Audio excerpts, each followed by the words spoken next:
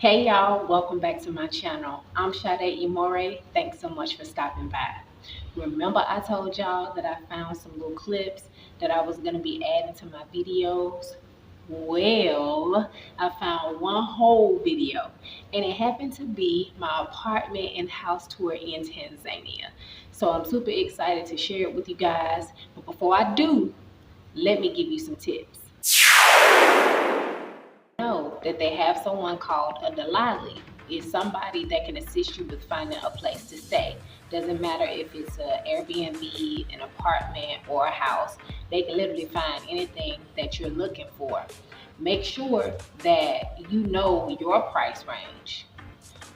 Know what you want. If you're looking for a 3 bedroom, 2 bathroom house, then you let them know that. Don't just accept the first thing that they show you, because a lot of times, and this has been through conversation as well that I've had, they'll show you some of the craziest stuff and not give you exactly what you asked for. So be patient.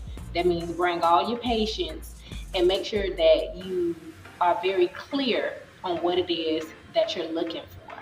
Know that they'll also try to bring somebody along with them, so that way you'll have to pay them as well. Be very clear that you're not requesting to add anybody else to help you find a place. If they choose to add that person on, it's going to come out of their pay, that you're not going to independently pay them. So be very, very clear with that. I'm really not sure if it's because the house is in a different territory. Like, I'm not sure how it's marked or whatever, but just make sure you're clear with that, so you won't be stuck with paying 2, 3, and 4 people because you weren't clear or didn't understand the way things work. Know that the websites are not always updated with the proper information. So you may find a house that you absolutely love, but it's either rented out or was never up for rent in the first place. Some people say book before your arrival.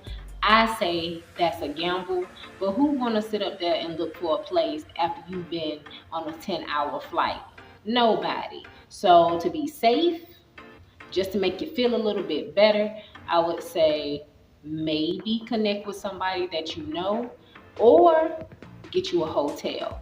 That way you'll be able to work on finding a place and looking at the place with your own 2 eyes, if you're one of those people who just don't feel like sending somebody else to do the task for you.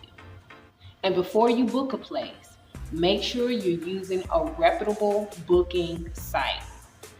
I found that they really don't like to give you refunds.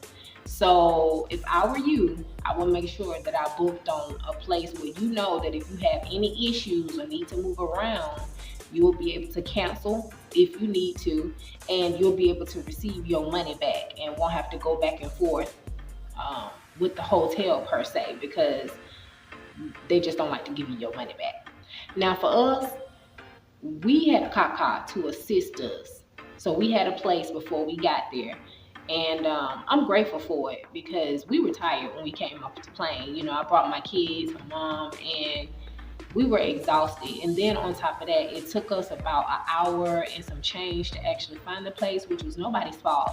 But you know, they don't have like actual addresses like with zip codes and stuff like we do in America. They just have like they may have a address in no zip code, or they'll give you like some type of landscape, and then you'll have to tell them how to, you know, get to your place. So yeah, we couldn't find it at first, but then we found it and everything worked out from that point.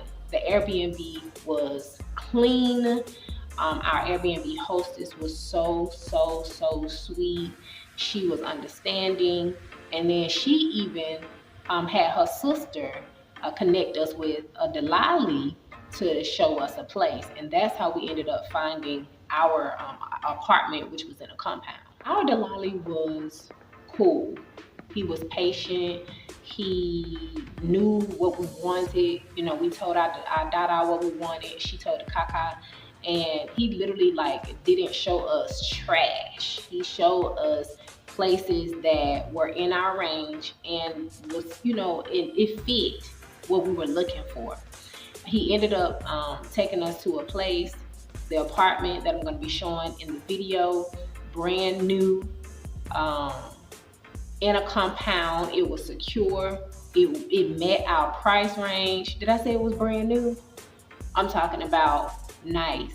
And we actually ended up going with that. But at first we were like, okay, we're going to wait on the landlord to call us, because when we got there, the wife of the owner was there, or the landlord was there, not the landlord. So we were like, well, while we're waiting on that, we're gonna just keep on looking just in case he tells us no, we can't get it, or the price is not confirmed as to what we're told it is. So we were like, okay, we're gonna just look around.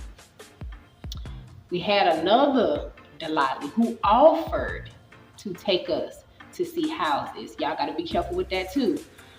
He offered it. We didn't ask him, and then ended up having his hand out, looking for money. And it's like, sir, you supposed to be a friend of our friend, and you offered to take us. We didn't ask you, and you still got your hand out. Then he ended up bringing extra Delalis. So what I'm telling y'all is real, is true, it happens, and you got to be able to put your foot down. But back to what I was about to say. So anyway, we felt like it was confirmation for us with the apartment at the compound, because he ended up taking us to the same place. He showed us like 2 other places.